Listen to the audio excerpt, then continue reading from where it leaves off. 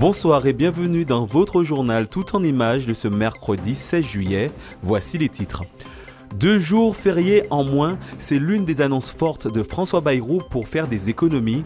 La suppression du 8 mai et du lundi de Pâques est envisagée. Qu'en pensez-vous et qu'en pensent les partenaires sociaux? La réponse dans ce journal. La construction d'un écologe à Sainte-Luce au cœur d'un conflit. Le porteur du projet dénonce le ralentissement de ses travaux face à l'opposition de l'Assopamar. L'association, quant à elle, affirme que le permis de construire de ce projet n'est pas en règle. Les deux parties ont porté cette affaire en justice. Première journée de l'opération Grandes Vacances au musée, organisée par la DAC et la 7e au musée du Père Pinchon aujourd'hui, elle a permis aux petits et grands de découvrir notre biodiversité grâce à des ateliers. Supprimer 2 jours fériés dans l'année, c'est la proposition du plan budgétaire 2026 de François Bayrou. Pour produire et pour que l'activité du pays dans son ensemble soit plus importante dans l'année et pour que la situation de la France s'améliore. Je propose donc que 2 jours fériés soient supprimés pour tout le pays. La journée du 8 mai et le lundi de Pâques sont cités par le Premier ministre. 2 jours payés mais non travaillés jusqu'à maintenant. Pour certains, cette annonce ne passe pas. Il est hors de question qu'on nous supprime 2 jours. Pourquoi pas? C'est toujours les personnes moyennes. Et pourquoi pas aller sur les plus riches? Et puis on fait toujours des cadeaux aux plus riches et nous, aux personnes moyennes, on est toujours en train de avoir des avantages en moins. Je pense qu'il faudrait qu'il revoie sa copie. Il y a d'autres, à mon avis, d'autres moyens de faire des économies. Et puis, comme elle dit, c'est toujours les mêmes qui payent, c'est toujours les plus démunis qui doivent serrer la ceinture. Ceux qui travaillent sont toujours en train de trinquer, mais n'ont pas le temps de se relaxer. Voilà. Et pourtant, bon, c'est des dates qui existent depuis longtemps dans nos calendriers. Et jusqu'à présent, qui n'a pas enfreint quoi que ce soit dans notre fonctionnement. Et ni non plus sur notre professionnalisme. Pour ce syndicaliste, après la réforme des retraites, la suppression des jours fériés est une nouvelle attaque contre le monde du travail. Ça fait penser à une chanson d'un groupe dominicain à l'époque, Mon travail pour rien. On demandera à des salariés d'aller travailler et ça va rien leur rapporter, ça va remplir les poches de l'État, les poches des capitalistes. Et cet argent va servir à financer un effort de guerre. Encore une fois, des avions de combat, des chars. Qu'est-ce que ça va apporter à la population? Qu'est-ce que ça va apporter à la population? Et nous appelons la population, le monde du travail, tous ceux qui vont en souffrir, à se rebeller, à ne pas accepter cette situation. Selon Matignon, ce projet devrait rapporter 4,2 milliards au budget de l'État. Pour la présidente du MEDEF de Martinique, une concertation avec des partenaires sociaux serait nécessaire afin de connaître les réels impacts de la suppression de ces jours fériés. Elle évoque également l'importance culturelle des jours évoqués, notamment le 8 mai. Qui est une date où nous commémorons l'éruption de la montagne Pelée.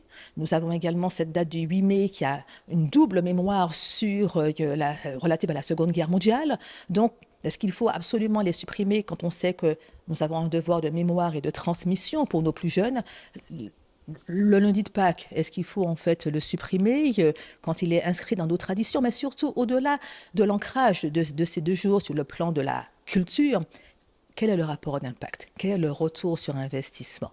Est-ce qu'il y aura une visibilité en termes de ressources, en termes de richesses créées durant ces 2 jours, quand on sait que les jours fériés sont aussi générateurs de chiffre d'affaires dans des activités qui sont celles du tourisme, de la restauration, du loisir? Si cette proposition budgétaire du gouvernement est mise en place, la France passerait de 11 à 9 jours fériés dans l'année.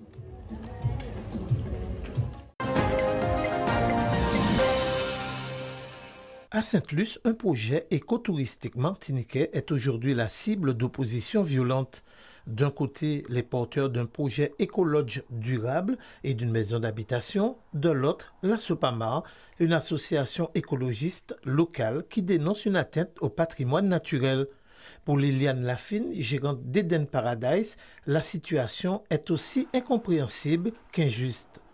Elle dénonce des attaques ciblées malgré un terrain légalement acquis et un projet pensé pour la Martinique. Il faut aller aux bonnes informations, qu'il faut demander avant de détruire ce que nous mettons en place actuellement et que nous ne faisons pas du faux tout est mis en mairie, comme ils ont déjà pu le vérifier, puisque malgré leur vérification, ils indiquent que la CTM, que l'ONF, que le maire, que moi-même, mon fils, que nous faisons du faux. Il faut arrêter ça une fois pour toutes et il faut qu'on avance. Je souhaite maintenir ce projet malgré ces tensions. C'est notre projet, mon fils et moi-même. Nous irons jusqu'au bout. Face à ce que Rosalie Gachette considère comme une menace pour le patrimoine naturel de Sainte-Luce, la Sopama hausse le ton.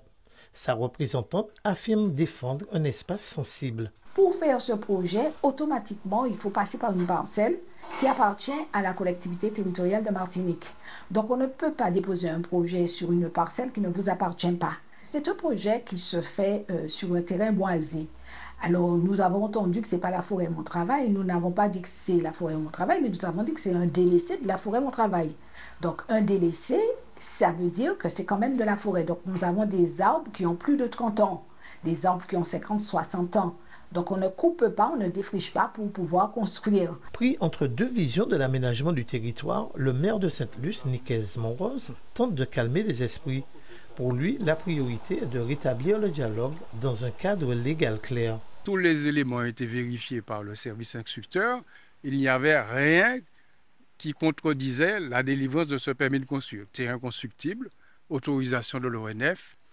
Toutes les pièces requises ont été vérifiées, revérifiées par le service instructeur et nous avons délivré le permis comme nous délivrons des permis sur les terrains qui sont constructibles. Entre écologie et développement local, le dossier d'Eden Paradise illustre les tensions croissantes autour de l'avenir du territoire.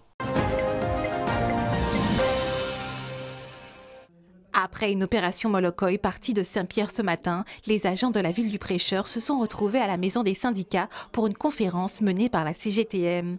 En grève depuis le 23 juin, ils réclament le respect de protocoles signés avec le maire de la commune en octobre 2024. Aujourd'hui, les salariés ont décidé de durcir le mouvement. On travaille, on souffre, comme on dit, on est dans la précarité. Le salaire il est minable. On n'en peut plus. Tout ce qu'on demande à monsieur le maire, c'est une augmentation. On est à temps incomplet. On lui demande de nous mettre à temps complet pour qu'on puisse, dans la vie, réussir, de voir nos enfants arriver. Cette crise est due tout d'abord à cause d'un protocole que monsieur le maire a signé en 2024 avec les agents du Prêcheur qui prévoyait des titularisations, un plan de titularisation, des augmentations d'heures et différentes choses comme la mise en place du CST qui d'ailleurs n'a jamais été mise en place depuis les élections 2022. Ces messieurs qui prennent des décisions alors qu'ils sont dans l'obligation de passer par le CST, prennent des décisions comme ça sans respecter la légalité des choses. La dernière proposition avec laquelle il est revenu à la table des négociations après avoir vu monsieur le préfet, c'était 6 augmentations à 136 heures. Donc c'est méprisant, c'est mépriser les camarades qui sont en grève depuis le 23. Ces camarades qui ont faim, qui sont en souffrance, qui ont des salaires de misère, donc c'est encore les mépriser. Donc aujourd'hui nous allons intensifier le mouvement, passer à une vitesse, passer à autre chose, parce que je pense qu'on a été trop passif, trop gentil. Donc là, on va changer les choses. Du lait, du jambon, du papier toilette, mais aussi des surgelés. Une fois par mois, 20 paniers de courses seront distribués à des jeunes de la Mille Sud ayant besoin d'un coup de pouce. Nous sommes dans une logique de l'accompagnement global du jeune. Un jeune qui a faim n'a pas la mobilité ou la volonté de se battre pour un emploi. Donc nous voulons d'abord, quand il vient ici, trouver l'apaisement, l'accueil. Et puis le troisième, le mettre dans un parcours d'insertion. L'accompagnement se veut global, soutien psychologique, aide à l'insertion, une initiative bien accueillie par les jeunes bénéficiaires. En tant qu'alternante, on bénéficie de très peu d'aide et ce que la mission locale a créé aujourd'hui pour permettre à des jeunes de bénéficier de dons alimentaires, je trouve que c'est une très bonne initiative. Cette distribution de denrées par le groupe GBH sur une période de 3 ans, c'est un volet de ce nouveau partenariat mis en place avec la Mille Sud. L'objectif, à terme, embaucher, accompagner et permettre d'évoluer au sein du groupe. Leur permettre en fait d'être mieux adaptés, mieux formés pour pouvoir faire leur recherche d'emploi. Et puis nous-mêmes, nous avons des besoins dans nos entreprises, travailler avec la Mille Sud pour voir s'il y a des opportunités, en tout cas, d'intégration dans les entreprises de ces jeunes. En Martinique, un quart des jeunes de 15 à 29 ans n'est ni en emploi, ni en études, ni en formation. Avec un marché du travail tendu et des coûts de la vie élevés, la précarité des jeunes sur le territoire est un véritable problème.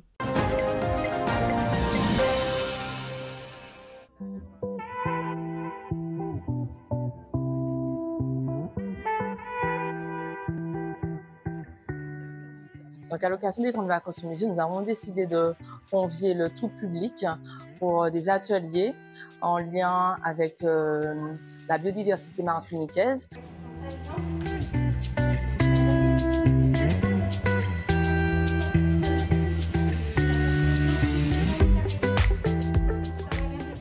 On sensibilise, que ce soit parents, enfants, petits et grands de tout âge, sur qu'est-ce qu'un cétacé, qu'est-ce qu'une baleine, qu'est-ce qu'un dauphin, quelles sont les différences, mais aussi les points communs entre les deux, qu'est-ce qui peut les mettre en danger.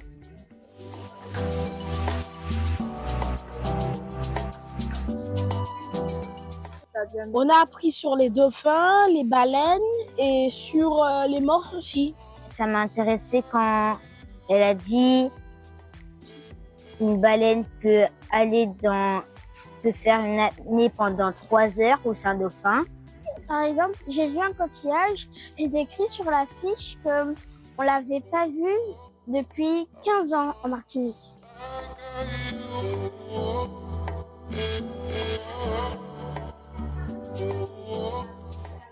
Alors en dehors de cette journée, évidemment que oui, vous êtes les bienvenus au musée du Père Pinchon. Donc le musée, c'est un musée totalement gratuit toute l'année.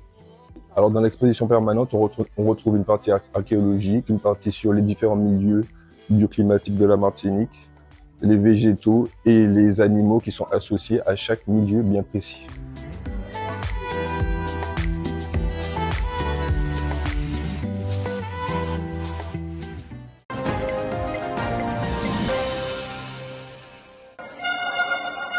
La Martinique a brillé lors du championnat U23 de la Caraïbe de volley-ball avec une médaille de bronze décrochée par les hommes et une médaille d'or remportée par les femmes.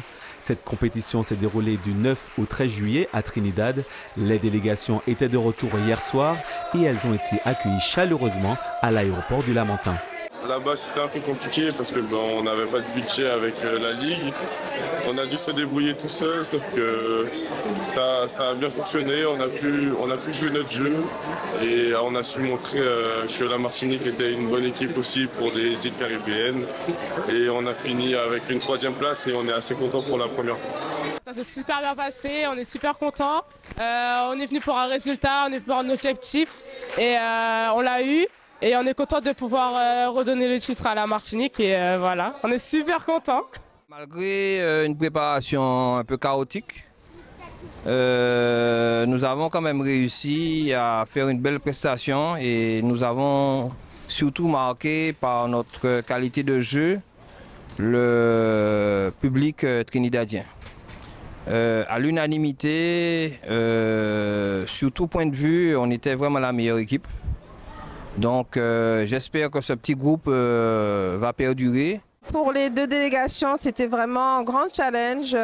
Pour les filles, on les savait un peu plus préparées avec un niveau où on partait quand même confiant. Pour les garçons, le timing était plus restreint et du coup on avait quand même une appréhension ne sachant pas le niveau des équipes.